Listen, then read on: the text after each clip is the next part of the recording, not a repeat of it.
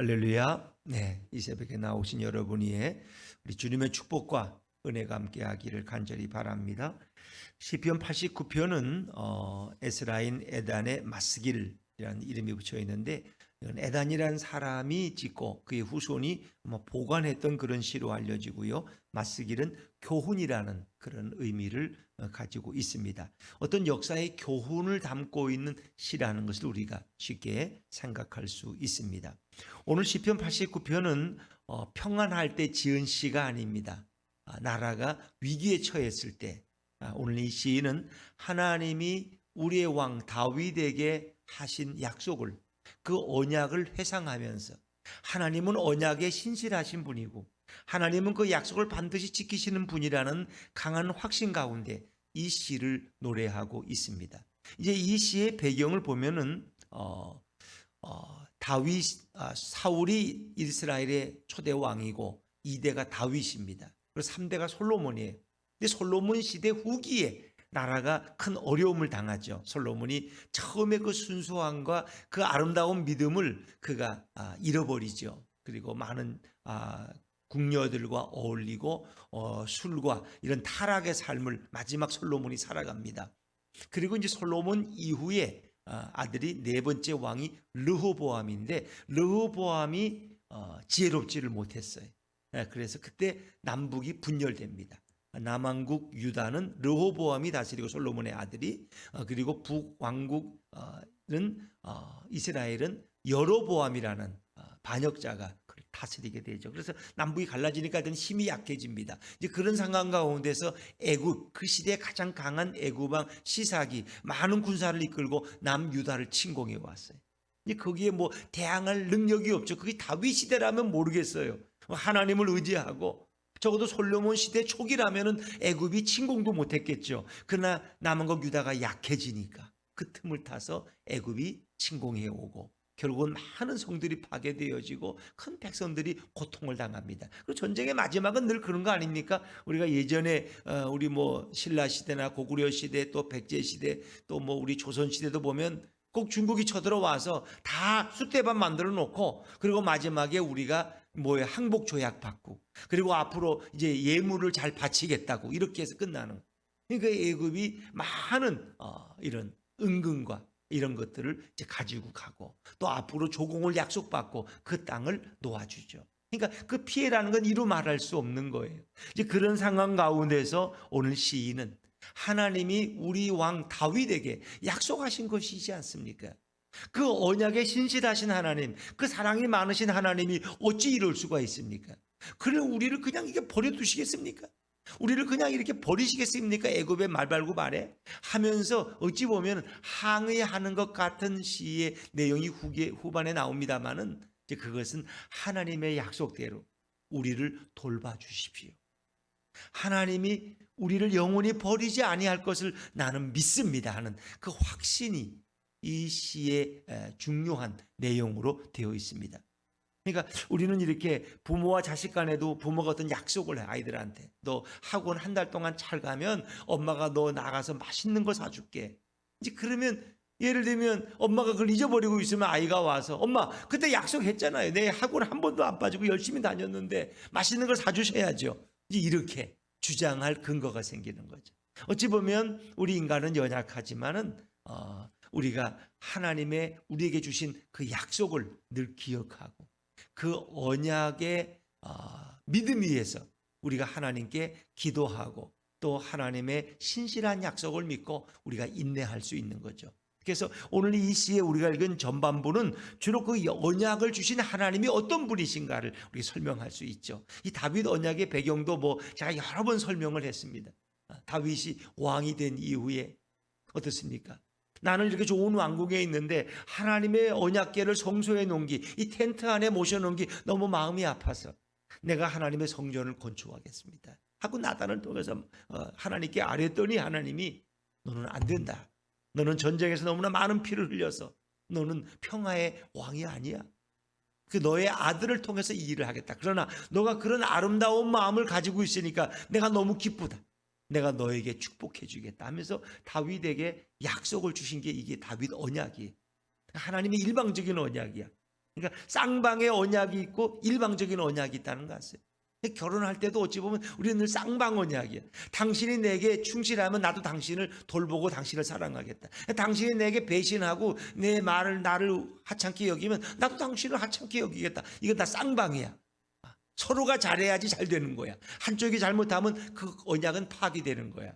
그런데 하나님이 다윗에게 주신 이 언약은 일방적인 언약이야. 일방적인. 너가 때로는 나를 떠나고 나를 배신해도 나는 너를 결코 버리지 않을 것이다. 나는 너만을 사랑할 것이다. 이런 부부 보셨어요? 이게 쉽지 않은 거예요. 아내가 내게 아침밥을 안 줘도 나는 아내의 점심밥을 차려주겠다. 이게 쉬운 게 아니잖아요, 여러분. 예를 들면 그렇죠. 그러니까 하나님이 우리 인간에게 하신 언약은 일방적인 언약. 하나님이 특히 다윗과 이스라엘에게 주신 언약은 일방적인. 예수님이 우리에게 주신 약속은 일방적인 언약. 이 축복이에요. 일방적인 축복이에요.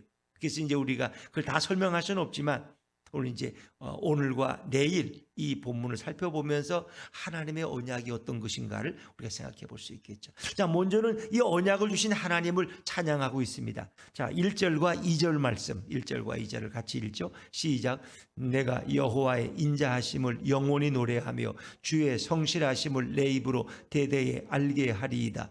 내가 말하기를 인자하심을 영원히 세우시며 주의 성실하심을 하늘에서 견고히 하시리라 하였나이다. 이건 하나님을 찬양하는 어떤 하나님의 왕되심에 대한 이런 시인의 찬양입니다. 하나님은 인자하시고 성실하신 분이다.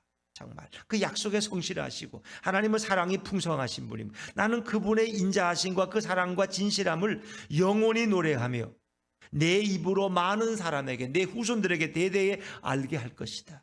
선포할 것이다. 하나님의 위대하심을, 우리의 왕이신 주님의 그 인자하심과 그 사랑 많으심과 성실하심을 대대에 전하겠다 하는, 알게 하리이다 하는 말은 뭐예요? 그냥 결심이야. 그래서 이걸 서원이라 그래. 내가 그렇게 하나님만을 찬양하겠습니다. 그렇죠? 하나님의 성품은 인자하심과 성실하심입니다. 2절도 마찬가지. 내가 말하기를 인자하심을 영원히 세우시며 주의 성실하심을 하늘에서 견고히 하시리라. 하나님은 그분의 속성, 그 사랑과 성실하심을 절대 포기하지 않으시. 그의 인자하심은, 사랑은 영원히 하나님이 지키시고, 그의 성실하심은 하늘에서 견고하게 세우시기 때문에 그분은 성품이 왔다 갔다 하는 분이 아니에요. 그분의 사랑은 왔다 갔다 하지 않고 변함이 없다는 거예요. 사람은 늘 변함이 많아요. 그때는 그렇게 말하는 거지. 당신 나한테 약속했잖아. 약속이라는 건 뭐 그런 게 아니야. 약간 속이는 게 약속이지. 다 우리 이렇게 생각합니다. 자기 말로 변명하고, 뭐 정치인들이 수없이 많은 약속을 하지만 그걸 다 지키겠습니까? 그래서 우리는 그것은 어찌 보면 헛된 그런 언약이다, 공언이라고 그렇게 말합니다. 공허한 언약, 약속이라는, 그걸 다 지킬 대통령은 없어요. 또 그걸 다 지키다 보면 나라는 거덜날 겁니다. 그렇죠? 그런데 하나님의 언약은 성실하시고 그분은 진실하시다. 그분의 사랑은 변함이 없다. 자, 그런데 다윗에게 주신 언약, 이 내용을 이제 3절과 4절에 소개되는데 우리 3절을 먼저 읽어볼까요? 3절입니다. 시작. 주께서 이르시되 나는 내가 택한 자와 언약을 맺으며 내 종 다윗에게 맹세하기를. 하나님이 선택한 자가 다윗이에요. 그리고 다윗과 언약을 맺으셨어요. 그리고 내가 내 종 다윗에게 맹세까지 하셨다는, 어떤 맹세를 하셨을까요? 4절입니다. 4절 시작. 내가 너의 자손을 영원히 견고히 하며 내 왕위를 대대에 세우리라 하셨나이다. 셀라. 가장 단순하게 본다면 4절의 말씀입니다. 그 다윗 언약의 중심은 내가 너의 후손을 영원히 견고히 세울 것이다. 너의 왕위를 대대에 세우리라. 이스라엘의 왕은 너의 몸 가운데 난 너의 자손 가운데 될 것이다. 너의 나라를 다른 사람에게 뺏기지 않을 것이고, 이 왕위는 너의 후손 가운데, 너의 자식 가운데 계속 이어질 것이다. 그것이 왕들은 최고의 축복이라는 거 아세요? 왕은 자기의 왕위를 누구에게? 자기 자식에게, 자기 아들 왕자에게 물려주는 게 최고의 성취죠. 근데 오늘 다윗의 후손이 계속 이 이스라엘의 왕위에 있겠다는 이 엄청난 약속을 하나님이 주고 계십니다. 우리가 이제 역사적으로 보면 다윗의 후손이 이제 계속 되는 건 아니죠. 나라가 결국 망하죠. 바벨론에 의해서 포로되고 또 돌아왔지만 그 나라가 또 로마에 의해서 또 마지막에 또 나가고, 그리고 왕권이 사라진 그런 중년의 저 중세의 흑암기도 한 400년 동안 지속됩니다. 선지자도 없고 나라도 없는 그런 시대. 그만큼 이제 이스라엘이 하나님을 떠났기 때문에 진노를 받아요. 근데 그것이 누구에 의해서? 다윗의 후손 가운데 오신 예수 그리스도에 의해서 그 언약이 성취되는 줄로 믿습니다.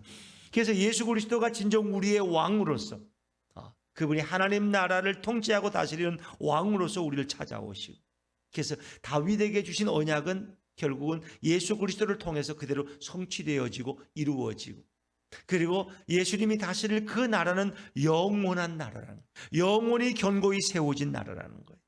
그것을 이제 성경은 말씀하고 있고, 그것이 다윗에게 주신 약속이에요. 사무엘하 7장 8절 이하에 보면 하나님이 다윗에게 많은 이름을 주시, 너의 이름을 내가 빛나게 할 것이고, 그리고 어느 나라도 너희 이스라엘을 침공하지 못할 것이고, 이 도읍을 옮기지 않을 것이고, 뭐 여러 가지 그 약속을, 그리고 이 나라에 평화가 있을 것이다, 왕위를 다른 사람에게 뺏기지 않을 것이다, 많은 약속이 있습니다. 그런데 그 약속을 하나님은 견고히 세우시고 지키신다는 것입니다. 그러니까 그 약속을 주신 하나님이 어떤 분이냐 하는 것을 오늘 시인은 먼저 이야기하죠. 그 하나님은 어떤 분이냐.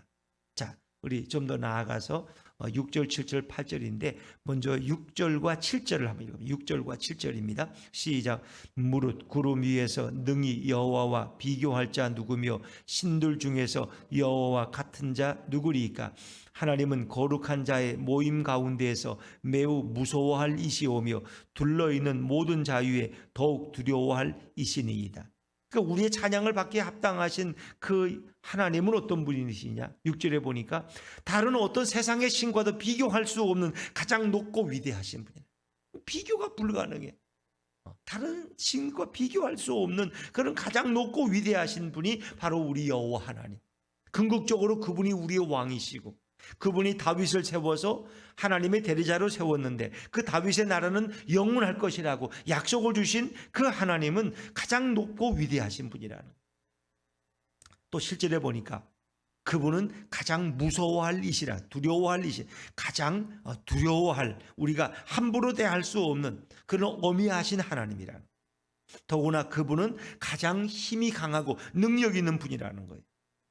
8절 말씀입니다. 8절입니다. 시작. 여호와 만군의 하나님이여 주와 같이 능력 있는 이가 누구리이까. 여호와여 주의 성실하심이 주를 둘렀나이다. 그 약속을 주신 그분은 가장 높으신 분이고, 그분은 가장 우리가 무서워해야 될, 두려워해야 될 어미하신 분이고, 그분은 가장 힘이 센 능력 있는 분이시다.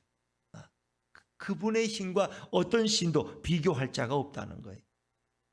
우리에게 약속을 하신 그분은, 그래서 그분이 과거에 어떤 일을 행하셨느냐, 우리를 위해서. 그분은 온 우주를 창조하시고 다스리는 분이라는 거예요. 자, 먼저 9절과 10절 말씀, 9절과 10절을 같이 읽죠. 시작. 주께서 바다의 파도를 다스리시며 그 파도가 일어날 때에 잔잔하게 하시나이다. 주께서 라합을 죽임당한 자 같이 깨뜨리시고 주의 원수를 주의 능력의 팔로 흩으셨나이다. 과거에 하나님은 그 파도를 다스리시다. 파도를. 그러니까 넘실대는 홍해를 어떻게 해요? 그분이 다스리셔서 홍해를 열으시고 마른 땅까지 건너게 하신 분이 바로 하나님.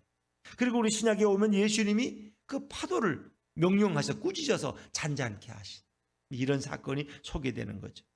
주께서 10절에 라합을 죽임당한, 이 라합이라는 것은 어떤 바다에 사는 큰 괴물을 라합이라고 부르는데 여기서는 애굽을 라합이라고 부르는 거예요. 그 시대 가장 강자인 애굽을 결국 하나님이 깨뜨리셨다는 거예요. 그리고 이스라엘 백성을 거기서 이끌어내신 그 능력의 하나님, 그분을 찬양하고 있는 거죠. 하나님은 바로 이런, 우리에게 약속을 하신 분은 이렇게 강한 분이고 힘이 부족해서 우리를 돕지 못하는 그런 겁쟁이 하나님이 아니라는 거예요. 하나님은 가장 강하시고 애굽을 꺾으시고 파도를 잔잔케 하시는, 이 우주를 통치하시는 우주의 왕이 되신다는 거예요.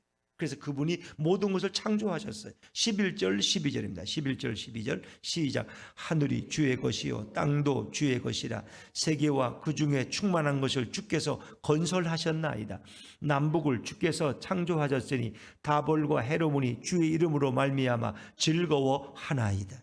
모든 것을 창조하신 분의 근원이 바로 하나님이라는, 우리가 좋아하는 모든 물질과 부요함과 세상의 명예와 권세와 이름과 이 모든 것의 뿌리가 바로 우리 하나님. 하나님이 그 모든 것을 만드셨다는, 땅도 하늘도 세계와 그 충만한 것도 다 주님이 건설하셨다는. 남북을 주께서 창조하시니 이건 이 온 우주를 그분이 창조하셨고, 그러니까 다볼과 헤르몬, 이건 유명한 산입니다. 이 산이 춤을 추며 하나님을 찬양하는 그런 창조주 하나님이심을 말씀하죠. 더구나 그분은 힘이 넘치는 분이 13절입니다. 13절 시작. 주의 팔에 능력이 있사오며 주의 손은 강하고 주의 오른손은 높이 들리우셨나이다. 그분은 능력과 권세가, 그 오른손이라는 것은 강한 능력의 손이거든요. 그분은 그 오른팔의 능력이 엄청난 분이라, 능력이 있는, 힘이 있는 강한 분. 그렇죠. 더구나 그분은 어떤 분이에요? 그분은 공의로우신 분이에요. 공의로워. 그러니까 사람들은 참 그분은 사랑이 많은 것 같은데 공의롭지가 않아. 늘 불공평해. 또 때로는 그분은 또 좀 불의해. 자기 편만 챙겨. 근데 하나님은 그런 분이 아니라는 거예요. 의와 공의, 사랑과 진실이 늘 그분의 기초가 된다는 거예요. 자, 14절 말씀, 14절입니다. 시작. 의와 공의가 주의 보좌의 기초라. 인자함과 진실함이 주 앞에 있나이다. 하나님이 앉아 계신 하늘의 그 보좌는 양 다리가 하나는 의와 하나는 공의야. 의라는 것은 뭐예요? 깨끗하고 올바른 그런 기둥. 공의라는 것은 주님이 공평하신 그런 기둥이 되신 의와 공의. 이건 사람이 생각하시는 가장 공평한 정의로운 세상이 의와 공의의 세상. 그것이 주의 보좌의 기초고, 또 그분의 사랑하심과 그 신실하심이 늘 주 앞에 가까이 있다. 그러니까 하나님은 공의로우시고 하나님은 사랑과 그 신실함이 풍성하신. 이 신실하다는 것은 한 번 약속한 것을 손해볼지라도 반드시 지키시는 분이라는 그런 분. 그게 바로 하나님. 그 하나님을 우린 신뢰해야 된다. 그리고 그 하나님을 즐겁게 찬양하고 노래하는 백성은 복이 있는 것이고, 그들은 하나님의 축복 얼굴빛 안에서 그 하나님의 도우심과 인도하심 가운데서 행복한 삶을 영위할 수 있다는 거예요. 15절 말씀에 15절 시작. 즐겁게 소리칠 줄 아는 백성은 복이 있나니 여호와여 그들이 주의 얼굴빛 안에서 다니리로다. 즐겁게 소리친다는 것은 하나님을 찬양함. 얼굴빛 안에 있다는 것은 하나님의 얼굴빛은 늘 은혜와 사랑과 도움의 얼굴빛 안에 있는 자라 행복하다는. 그렇기 때문에 그들은 늘 주님의 이름, 하나님의 이름 때문에 기뻐하며 즐거워한다. 자, 16절입니다. 16절 시작. 그들은 종일 주의 이름 때문에 기뻐하며 주의 공의로 말미암아 높아지오니. 자기의 이름 때문에 기뻐하는 자가 아니라 하나님의 이름을 찬양하는데 그들은 기뻐하는 자들이라. 그렇습니다. 우리 인생은 하나님의 이름, 주의 이름 때문에 기뻐하고 찬양하고 즐거워하는 그런 삶이 되어야 되죠. 그래서 이 모든 것은 하나님이 우리의 진정한 왕이시고 영광 받으실 대상이 된다는 거예요. 17절 제가 읽죠. 주는 그들의 힘의 영광이심이라. 우리의 뿔이 주의 은총으로 높아지오리니. 이 뿔이라는 건 힘과 권세를 말합니다. 그래서 그 백성도 하나님께서 높은 자리에 세워주시고, 하나님은 그 백성의 힘의 영광, 힘의 근원이 되시고, 그분은 영광받기에 합당하신 분이고, 그리고 여호와 그분이 우리를 지키시는 방패가 되시고, 여호와 그분이 우리의 진정한 왕이 된다는 말로 18절이 마지막 끝나죠. 18절입니다. 18절 시작. 우리의 방패는 여호와께 속하였고 우리의 왕은 이스라엘의 거룩한 이에게 속하였기 때문이니이다. 방패라는 것은 보호의 의미 아닙니까? 여호와가 우리의 방패가, 우리를 지키시고, 그리고 이스라엘의 거룩한 이에게 우리의 왕이 속했다는 말은 바로 이스라엘의 거룩한 그 하나님이, 여호와 하나님이 우리의 왕이시라. 그분이 우리의 통치자가 되시고 그분이 우리의 보호자가 되시고 그분의 약속은 신실하고 그분은 매우 공의로우시고 그렇죠? 그분의 힘은 감히 상상할 수 없을 정도로 온 세상을 창조하시고 다스리는 그 하나님. 자, 그런데 이제 그분이 다윗을 선택해서 이 나라를 견고하게 하시고 다윗의 나라를 축복해 주셨다는 거예요. 다윗의 후손 가운데 메시아의 나라, 하나님의 나라가 올 것을 그분이 약속하셨다는 거예요. 그리고 그분은 어떤 분이냐? 우리 조금 내일 할 걸 건너뛰어서 읽어보죠. 34절, 35절, 34절, 35절 시작. 내 언약을 깨뜨리지 아니하고 내 입술에서 낸 것은 변하지 아니하리로다. 내가 나의 거룩함으로 한번 맹세하였은즉 다윗에게 거짓말을 하지 아니할 것이라. 그분은 한번 맹세하면 거짓말하는 분이 아니에요. 그분은 한 번 입술을 말한 것은 변하지 아니하는 분이야. 그런데 오늘 이들의 상황은 어떠냐는 거예요. 이들의 상황은 애굽에 의해서 공격을 받고 많은 성이 파괴되고 많은 백성이 죽고 세상에 이럴 수가 있냐는 거예요. 하나님은 이런 분이라고 분명히 언약하셨는데 어떻게 이럴 수 있냐는 거예요. 이제 그러면서 하나님 앞에 항변하는 내용. 이제 그 얘기는 하나님께 비방한다는, 하나님을 공격한다는 그런 의미보다는 하나님께 그의 언약을 붙들고 약속을 붙들고 그런 이 민족을 보호하실 것을 호소하고 기도하는 내용이라고 말할 수 있는 것이죠. 그렇습니다. 하나님의 약속은 변함이 없습니다. 그 하나님의 약속이 바로 이어서 예수님이 우리에게 주신 약속이에요. 그래서 성찬식을 행할 때 너희가 이 잔을 마시라. 이것은 내 피다. 마시라. 그리고 이 피를 마신 사람은 영원히 죽지 않아요. 내 몸을 먹으라. 이 몸을 먹는 사람 영원한 생명이 이어질 것이다. 주님의 약속이죠. 이제 그 약속이 이렇게 중요한 거예요. 우리는 오늘도 우리에게 이 놀라운 약속을 주신 그분이 누구시인가를 생각해. 그리고 약속을 신실하게 지키시는 그 예수님을 우리가 믿고 신뢰하며 오늘도 그분께만 영광을 돌리고 그분과만 동행하는 하나님의 사람들 되시기를 주의 이름으로 축원합니다. 기도